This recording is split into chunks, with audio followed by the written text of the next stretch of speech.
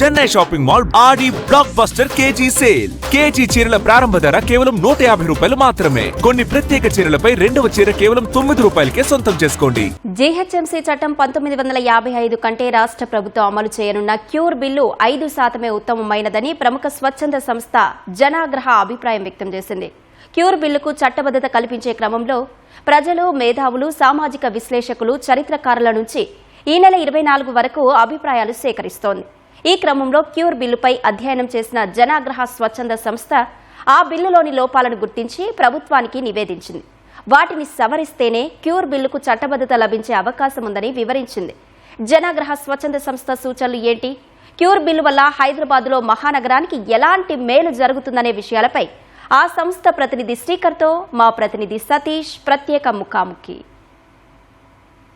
Greater Hyderabad municipal corporation చట్టం 1955ను సవరిస్తూ core urban region పేరుతో రాష్ట్ర ప్రభుత్వం కొత్త చట్టాన్ని తీసుకురాబోతుంది. వచ్చే అసెంబ్లీ సమావేశాల్లో ఈ బిల్లును చట్టంగా మారుస్తూ హైదరాబాద్ మహా అభివృద్ధికి తోడ్పడేలా ఇటు క్యూర్ పరిధిలో ఉన్నటువంటి 3 కార్పొరేషన్లు ఏవైతే కొత్తగా ఏర్పడ్డాయో అటు జీహెచ్ఎంసీ కావచ్చు, మల్కాజ్గిరి కావచ్చు, అదేవిధంగా సైబరాబాద్ మున్సిపల్ కార్పొరేషన్ కి సంబంధించి ఈ బిల్లును ఒక చట్టబద్ధత తీసుకొచ్చేందుకు రాష్ట్ర ప్రభుత్వం కృషి చేస్తుంది. అందులో భాగంగానే ఈ నెల 24 వరకు ప్రజాప్రకటన సేకరిస్తుంది. జనాగ్రహ స్వచ్ఛంద సంస్థ ఈ క్యూర్ బిల్లుకి సంబంధించి కూడా ఒక అధ్యయనం చేసింది. గతంలో ఉన్నటువంటి చట్టం ఏం చెబుతుంది, కొత్తగా ప్రభుత్వం తీసుకురావాలనుకున్నటువంటి చట్టంలో ఏ విధంగా ఉంటే బాగుంటుందనే తన అభిప్రాయాలు కూడా వ్యక్తం చేయడం జరిగింది. జనాగ్రహానికి సంబంధించినటువంటి ప్రతినిధులు మనతో పాటున్నారు.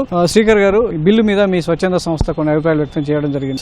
ఏం చెప్పబోతున్నారు? ఈ బిల్లు మీద మీకున్నటువంటి అభ్యంతరాలు కావచ్చు, సలహాలు ఏంటి? పోయిన జిహెచ్ఎంసీ యాక్ట్ తో పోల్చుకుంటే ఈ యాక్ట్ మా అంచనా ప్రకారం ఒక 5% బెటర్ గా ఉంది. ఎందుకు అంటే ఈ బిల్లో కొన్ని లోపాలని ఫిక్స్ చేయాలి. మొదటిది, మన రాజ్యాంగం వద్ద మెట్రోపాలిటన్ ప్లానింగ్ కమిటీస్ అని ఉంటాయి. ఆ కమిటీ మన హైదరాబాద్ మెట్రోపాలిటన్ డెవలప్మెంట్ అథారిటీ, ఇప్పుడు ఈ క్యూర్ బిల్ లో వస్తున్న క్యూర్ ఏపెక్స్ గవర్నెన్స్ కౌన్సిల్ అనేది 3 వేరే అథారిటీస్ ఉన్నాయి. ఈ 3 వేరే అథారిటీస్ మనం ప్రస్తుతం ఉన్న ఎలక్ట్రిసిటీ డిపార్ట్మెంట్ లేదా వాటర్ డిపార్ట్మెంట్, రోడ్స్ డిపార్ట్మెంట్, ఇవన్నీ నగరానికి వేరే ప్లాన్లు తయారు చేస్తూ ఉంటాయి. ఇప్పుడు వేరే అథారిటీలని వేరే ప్లాన్లు చేస్తుంటే ఒక నగరం లాగా ఒకే పరిపాలన ఎలా సాగేది అనేది ఒక క్వశ్చన్.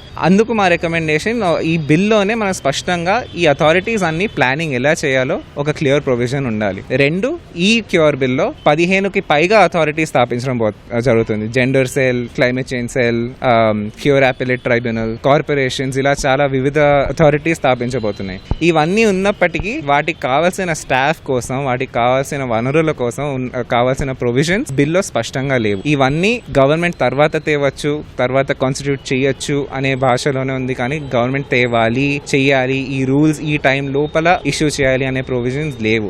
ఇది ఒక సింపుల్ మాట అనుకునే దానికి కాదు, కానీ రేపు గవర్నమెంట్ ఈ ప్రొవిజన్స్ తేవకపోతే ఈ బిల్ అనేది నిలబడదు. సో యాక్ట్ అయిన తర్వాత బిల్ పనిచేయాలి అంటే ఈ ప్రొవిజన్స్ అన్ని ఉండాలి. ఈ బిల్లుకు చట్టబద్ధత లభిస్తుంది అనేది మీ జనాగ్రహ సంస్థ భావిస్తుందా? బిల్లో చాలా చేంజెస్ అవసరం. ఆ చేంజెస్ మేము క్లాస్ బై క్లాస్ మేము ముందుకు పెడతాం, బహిరంగంగా పబ్లిష్ చేస్తాము. ఆల్రెడీ గవర్నమెంట్ కి పంపించడం కూడా జరిగింది. ఈ కన్సల్టేషన్ ఫేజ్ లో మనందరం నిపుణులు కానీ, మీరు అన్నట్టు ప్రజలు కానీ, అందరూ కలిసి ఆ కన్సల్టేషన్ రెస్పాన్స్ ఇస్తే, దీనిలో భాగస్వామ్యంగా పార్టిసిపేట్ చేస్తే బిల్ ఇంకా బెటర్ అవుతుంది. ఈ బిల్లు హైదరాబాద్ నగర దశను ఏ విధంగా మార్చబోతుంది? ఆ అవకాశం ఈ బిల్లులో ఉందని ప్రగాఢంగా నమ్ముతున్నారా? అవకాశం అయితే తప్పకుండా ఉందండి. మీరు జనవరి, డిసెంబర్లో ఒక ఆర్డినెన్స్ తెచ్చింది క్యూర్. ఇదే 3 కార్పొరేషన్లు విభజిస్తూ ఎందుకు చేస్తున్నాం అనేది దానిలో క్లియర్ గా రాసింది. ఆశయం చాలా మంచిది, కానీ ఆశయం నెరవేరాలి అంటే ఆ లోపాలు కూడా సాల్వ్ చేయాలి. ఈ బిల్లులు తీసుకొచ్చినప్పుడు ప్రభుత్వం ఒక పారదర్శకంగా ప్రజల నుంచి, నిపుణుల నుంచి అభిప్రాయాలు సేకరించడం అనేది ఎంతవరకు ఉంటుంది? మిగతా బిల్లులో కూడా ఇలాంటి విధానాన్ని అమలు చేసే అవకాశం ఉంటుందంటారా? ఇలా ప్రాసెస్ అనేది ప్రతి బిల్ కి ఉండాలి, ప్రతి పాలసీకి ఉండాలి. అది చట్టబద్ధంగా అలా చేయాలి. ఈ సమయంలో అంటే ఇచ్చిన జూలై 7th నుంచి 24వ తారీఖు వరకు ఇచ్చిన సమయంలో ఇంత పెద్ద బిల్, 400 ప్రొవిజన్స్ పైన ఉన్న బిల్ కి ప్రతిదీ చదివి అర్థం చేసుకొని మనకి ఎలా వర్తిస్తుంది, మనకి ఎలా ఎఫెక్ట్ చేస్తుంది అదంతా అర్థం చేసుకొని ఫీడ్బ్యాక్ ఇవ్వాలంటే చాలా కష్టం. అలాంటప్పుడు ఇలాంటి పెద్ద బిల్స్ ఉన్నప్పుడు వివిధ లాంగ్వేజెస్ లోనే కాకుండా, అంటే ఇంగ్లీష్ లోనే కాకుండా తెలుగు ఉర్దూ ఎవరైతే ఉన్నారో వాళ్ళందరికీ అర్థమయ్యే భాషలో ఇష్యూ చేసి సరిపడా టైం ఇవ్వాలి. ధన్యవాదాలు శ్రీకర్ గారు. సో ఇది జనాగ్రహ స్వచ్ఛంద సంస్థ క్యూర్ బిల్లుకు సంబంధించి తన అభిప్రాయాలను వ్యక్తం చేస్తూ ఈ బిల్లు చట్టబద్ధత లభించాలి, అదేవిధంగా హైదరాబాద్ మహానగరానికి ఒక దిక్సూచిగా ఈ బిల్లు ఉండాలంటే తప్పనిసరిగా ఇందులో ఉన్నటువంటి లోపాలను సరిదిద్దుకొని ప్రజలకు అర్థవంతం అయ్యేలా ఈ బిల్లును కనుక ప్రవేశపెట్టినట్లయితే హైదరాబాద్ ప్రభుత్వం ఆశించిన స్థాయిలో మరింత అభివృద్ధి చెందే అవకాశం ఈ బిల్లు ద్వారా రాబోతుందని చెప్పేసి జనాగ్రహ స్వచ్ఛంద సంస్థ భావిస్తుంది. కెమెరామెన్ రమేష్ తో సతీష్, ఈటీవీ న్యూస్, హైదరాబాద్.